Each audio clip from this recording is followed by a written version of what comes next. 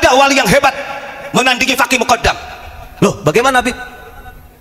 Jangankan Faqih Muqaddam, pembantunya nama itu Said siapalah gitu, dan pembantunya itu bukan Ahlul Bait katanya, bukan Habib. Karena dia khidmat di tempatnya Faqih Muqaddam, akhirnya setelah meninggal, katanya, kata dia, kita cerita dari mana, si pembantunya pas setelah meninggal itu sudah ratusan tahun, ada salah satu Ahlul Bait yang datang ke kuburan si pembantunya, Pak. Karena pembantunya ini cinta kepada Ahlul Bait, kepada para habaib, dia mengatakan para habaib. Begitu datang Habib ke makbarohnya, ke kuburannya, katanya kuburannya terbelah menjadi dua, Pak. Dan keluar tuh si Said itu, si Said khodimnya Faqih Muqaddam, keluar katanya, mendatangi Habib, salaman, sungkem sama cucu Nabi. Udah gitu kembali lagi ke kuburan, ditutup lagi, merapat lagi kuburannya, masya Allah, double jahanam. Ini cerita lucu, Pak. Ketika Bahar bin Smith mengatakan begini, ketika dia podcast di channelnya Rafi Halun, dia ditanya, Bib, bagaimana tanggapan Anda tentang Habib Lutfi? Itu kan?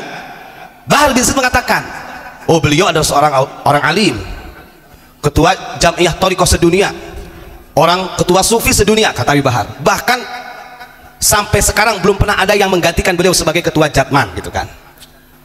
Lah, lalu ditanya lagi oleh Rafi Halun, dengan cara dakwahnya beliau itu dengan Anda kan sangat berbeda dalam karakternya.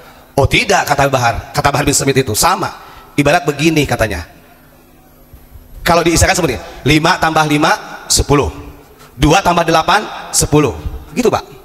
7 tambah 3 10. Itulah perbedaan kami Habib Rizik dengan Habib Lutfi. Itu disampaikan oleh Bahar bin Smith.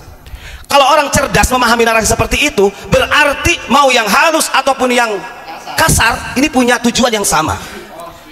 Konspirasinya begitu, betul. 5 tambah 5 10, 2 tambah 8 10, 7 tambah 3 10. Artinya targetnya untuk mencapai 10 ini dengan cara mereka menghalalkan segala caranya lah, dengan cara mereka masing-masing.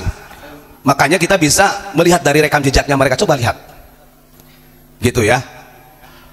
Nah itu yang pertama, poin pertama. Jadi saya ulangi lagi, kita ini kalau tidak ada perintah dari guru, tidak ada perintah dari Abu Yamamah Ghufran, tidak mungkin kita bukakan.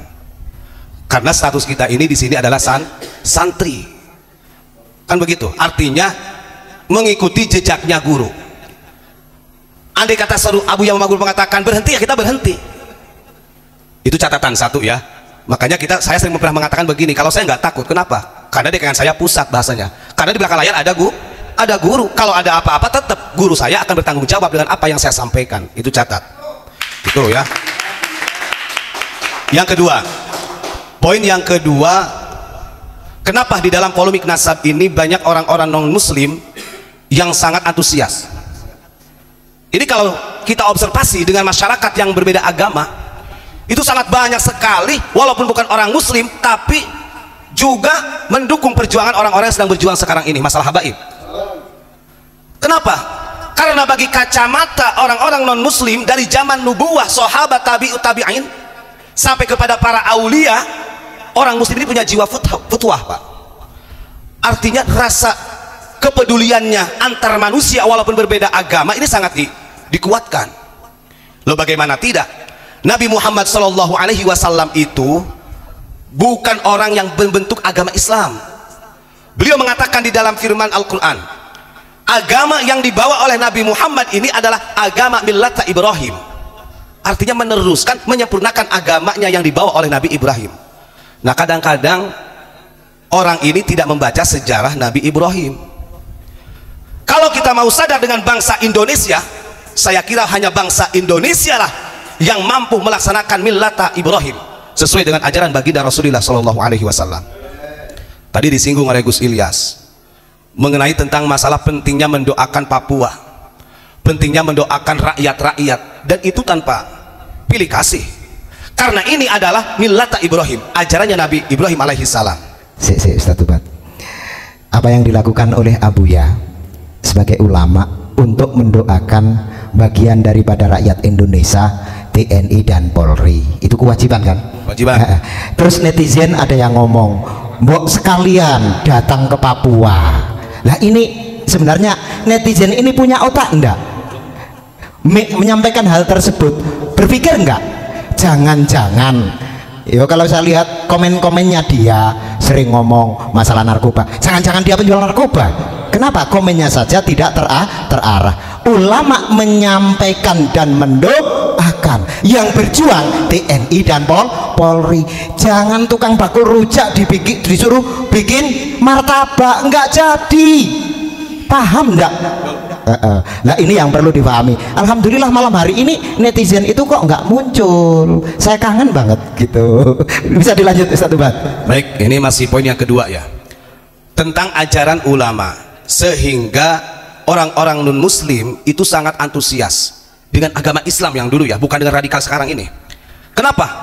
Karena kalau Islam yang sejati pasti mempunyai futwah. Dan futwa inilah yang menjadikan Allah Subhanahu wa ta'ala Nabi Ibrahim menjadi Al-Khalil. Ini saya bacakan, ini hikmah ya, tentang pendidikan futwa yang penting kita miliki. Makanya sampai istilahnya kita bersama Abu Ya sering mengadakan acara lintas agama, karena memang di sini ajarannya begitu. Di dalam kitab Risalatul Qusyairiyah ini diceritakan, sami'tu ba'dal ulama'i yaqul, sebagian ulama, jadi beliau Imam Qusyairi mendengar dari salah satu ulama, istadhafa majusiyun Ibrahim al-Khalil alaihi salam. Suatu hari ada orang Majusi. Orang Majusi ini adalah orang yang agamanya menyembah api. Orang Majusi ini bertamu kepada Nabi Ibrahim. Faqala bi syartin an tuslima famarral majusiyyu. Nah, tujuan orang Majusi datang kepada Nabi Ibrahim itu ingin mengundang makan-makan, karena orang Majusi punya hajat, begitu kan. Lalu Nabi Ibrahim mengatakan begini, bi syartin an tuslima. Saya, kata Nabi Ibrahim, akan mendatangi pestamu dengan satu syarat, kamu harus masuk Islam. Kamu harus masuk Islam, artinya agama pada waktu itu, agama Nabi Ibrahim. Lah karena orang Majusi mendengar jawaban dari Nabi Ibrahim dengan satu syarat itu, famaral majusiyu, orang Majusi akhirnya pamit pulang. Apa yang terjadi? Ini bagi orang-orang yang ingin mendirikan khilafah Islamiyah nih. Bagi para habaib HTI, FPI yang masih terus berusaha ingin menjadikan NKRI sebagai NKRB, Negara Kesatuan Robitoh Ba'alawi, yang ingin menjadikan negara Islamiyah Rafidah, ini ada teguran ya. Akhirnya karena Nabi Ibrahim ini menolak undangan orang Majusi, dia mau datang dengan satu syarat, dia harus masuk Islam, maka ditegurlah oleh Allah Nabi Ibrahim. Fa'auhallahu ta'ala ilaih mundu khamsina sanatan nuta'imuhu ala kufrihi. Hei Ibrahim, kata Allah, kamu ini manusia, kamu makhluk saya ciptakan. Saya aja sang Khalik yang menciptakannya selama 50 tahun. Orang kafir ini, orang Majusi ini saya beri makan. Falauna waltahu luqmatan min ghairi an tutalibahu bi taghyiri dini. Tapi kenapa kamu ketika diundang oleh orang Majusi lalu kamu berikan syarat harus masuk Islam? Orang saya aja 50 tahun saya beri makan dia, nggak ada tuh saya mensyaratkan dia harus Islam. Sementara kamu makhluk memberikan syarat kepada orang Majusi untuk masuk Islam. Salah Ibrahim, kata Allah. Ditegur tuh. Nah ini tamparan sebenarnya buat orang-orang yang ingin mendirikan Islam secara kafah ini.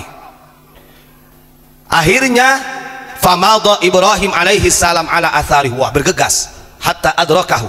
Nabi Ibrahim bergegas lari ke tempat orang Majusi karena sudah ditegur oleh Allah, mendatangi pestanya orang Majusi. Fasa'alahu anis sababi. Akhirnya orang Majusi ini kaget. Loh, Ibrahim, kenapa datang ke pesta saya? Bukannya jenengan ini mau datang ke pesta saya dengan syarat saya harus masuk Islam. Akhirnya fadzakarahu dzalika. Akhirnya Nabi Ibrahim menceritakan ke orang Majusi, memang pada mulanya saya memberikan syarat kepadamu untuk masuk Islam, tapi ketika engkau meninggalkan rumahku, Allah sudah memberikan peringatan kepadaku bahwa yang aku lakukan ini salah. Saya malu dengan Allah. Allah saja sang Khalik memberikan makan kepadamu selama 50 tahun. Sementara saya ini makhluk, hanya untuk mencicipi satu suapan saja di pestamu, saya memberikan syarat, saya malu dengan Allah.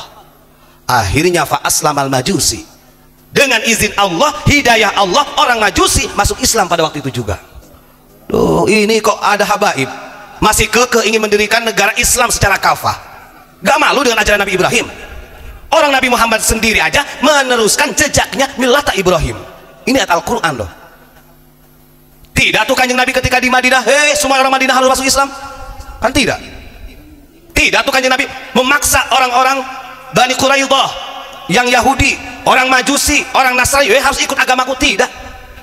Makanya ayat Al-Quran mengatakan di dalam surat Al-Kafirun, Ada kan? Lakum dinukum waliyadin. Karena masalah hidayah, masalah keimanan bukan urusan Nabi Muhammad SAW, tapi itu hak adalah urusan Allah Subhanahu wa Ta'ala. Ini kan repotnya begitu. Itu ya, ini hikmah. Maka ajaran inilah sebenarnya yang digunakan oleh ulama-ulama Nusantara. Tidak ada satupun ulama Nusantara yang meninggalkan ajaran ini. Gak ada, coba lihat. Jangan heran kalau ulama-ulama kita santrinya banyak bukan Islam saja. Jangan kaget. Contoh seperti di Unik. Yang ngaji di Unik, mohon maaf tadi orang yang nanya masalah Papua ya. Orang Papua sendiri, mahasiswa Papua itu agamanya masing-masing. Dan mereka beliau-beliau menganggap guru kepada Abu Yamamah Gufron. Ini suatu kehebatan sebenarnya. Karena mengikuti jejak Nabi Ibrahim alaihi salam. Dan sekian banyak orang-orang yang bertamu ke pondok pesantren Unik, mau Islam ataupun non Muslim, tetap diberi makan, tetap fayukrim dhaifah. Karena memuliakan tamu walaupun berbeda dengan agama itu menjadi tanda-tanda bahwa orang tersebut beriman kepada Allah dan hari akhir. Kan begitu. Coba kalau bertamu kepada Ba'alawi, wah sulit, kasih makan aja sulit. Itu poin yang kedua, hikmah ya.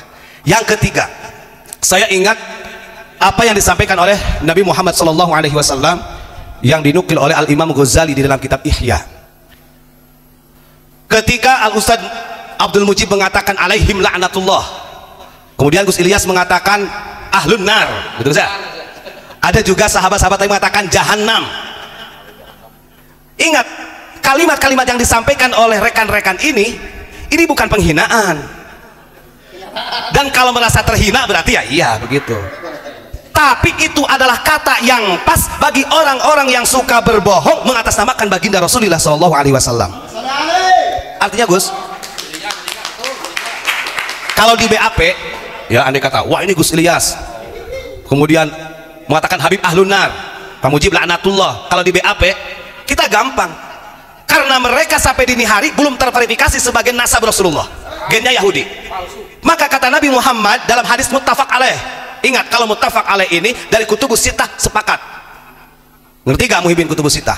Imam Bukhari, Imam Muslim, Imam Tirmidzi, Imam Nasai, Ibnu Majah, Abu Daud sepakat dengan hadis ini. Apa yang disampaikan Kanjeng Nabi? Ya, ketika ada orang mengatakan jahanam, ahlun nar, laknatullah, itu enggak menyalahi aturan dan bukan delik, Pak. Ini kata yang pas. Dan ini ada redaksi hadis yang sahih. Kata Nabi, man kadzaba alayya falyatabawwa maq'adahu finnar. Ya apa? Kata Nabi, barang siapa, man ini umum, nakiroh dalam ilmu nahunya, siapa saja, mau Habib Ba'alawi kek, mau yang ngaku-ngaku Habib kek, siapa saja, kalau dia melakukan kebohongan atas namaku, kata Rasul, falyatabawwa maq'adahu finnar, maka tempatnya dia adalah di neraka jahanam. Jahanam lagi. Gimana? Andai kata loh, itu penghinaan, buktikan. Kalau memang terverifikasi sebagai dzurriyyah Rasulullah, berarti itu penghinaan. Tapi kalau kebohongan dan membohongi umat, hasil tes DNA-nya tidak sesuai dengan gennya Rasulullah, gitu kan? Berarti kata itu sahih dan paten. Falyatabawwa maq'adahu finnar. Gitu. Ini kok ada tuh di Banjarmasin tuh, saya sebut namanya Habib Mustafa ini. Kalau ada orang yang melawan Habib, membenci Habib, itu harus ditangkap, dikarungi, lempar katanya ke laut. Goblok itu. Dia harus dilempar ke laut. Dia, saya dengerin pakai kan dia bahasa Banjar, ulun-ulun gitu, tak dengerin loh. Orang ini kok pekok ya. Orang dia ceramahnya aja jualan kok, jamaahnya di depan dimintai terus. Masya Allah. Yang seperti inilah yang patut dikatakan jahanam karena sesuai dengan hadis mereka merasa tidak berdosa kepada Rasulullah, padahal selama ini mereka melakukan kebohongan yang sangat luar biasa mengatasnamakan nama baginda Rasulullah SAW. Na'udzubillahi min dzalik. Dengerin ya para habaib dari klan Ba'alawi, kita nggak benci dengan anda-anda, tapi kalau agama itu hanya bersandar dengan nasab, gak mungkin Abu Jahal Abu Lahab ini masuk neraka. Kan begitu, orang logikanya dipakai dong. Karena Abu Jahal Abu Lahab ini nasabnya bagus nasabnya. Wong beliau pamannya Rasulullah kok. Ya, kalau orang i'timad dengan nasab, segala sesuatu adalah nasab yang terbaik. Karena para habaib punya nasab yang bagus. Walaupun mabuk-mabukan, walaupun nyolong, gak apa-apa, gak usah ditangkap, kasih beras, begitu kan? Andai kata ini dijadikan pedoman, seakan-akan nasab menjadi pedoman yang di dalam agama, Ya sudah dong, Abu Jahal Abu Lahab kelar dong, karena beliau punya nasab yang bagus. Artinya agama itu tidak mengajarkan fundamental yang menjadi had dalam syariat itu adalah nasab. Tetap inna akramakum indallahi atqakum. Kenapa Abu Jahal Abu Lahab masuk ke neraka? Walaupun dia punya gen yang bagus, walaupun beliau adalah pamannya Kanjeng Nabi, karena di dalam dirinya tidak ada keimanan dan ketakwaan. Itu artinya kalau mau disebut Abu Jahal Abu Lahab gak apa-apa Gus, karena dia terus mengaku-ngaku cucu Nabi terus kok, dawir terus, jahanam. Lah ini angel lah kan ini mah. Ngakunya cucu Nabi, nun mati ketemu bak kagak tahu. Aduh ya. Masya dawaro yudawiru dauron, nasrib dawaro yudawiru dauron, gimana? Lah ini bahkan ya, Masya Allah, saya baca ini ngapunten, ini siapa tuh, Ketua Rabitul Alawiyah, ditanya sama jamaah, Bib, saya mau tanya makruh itu bagaimana hukumnya, gimana jawabannya? Itu ada di videonya. Saya sampai ketawa-ketawa sendiri sama Pak Mujib itu, double kata Pak Mujib itu. Jadi begini katanya, sambil duduk santai sambil memandang ke atas, itu ciri khas mereka. Jadi matanya sambil itu seakan-akan sambil melihat Rasulullah lah, mungkin ya, nggak tahu ya. Gampang ini. Kata dia begini, jadi makruh itu kalau ditinggalkan gitu, enggak. Kalau ditinggalkan dapat pahala, kemudian kalau dilakukan dapat dosa. Aduh, ini kan saya itu, ini kan mabadiul fikih ya, anak-anak sipil juga tahu ya. Tapi saya sadar diri, saya menyadari, karena bagaimanapun juga Ketua Rabitul Alawiyah itu juga manusia, al insanu mahalul khata wanisyan, ada lupanya gitu. Dijawabnya begitu. Jadi makruh itu kalau ditinggalkan dapat pahala, kalau dilakukan dapat dosa.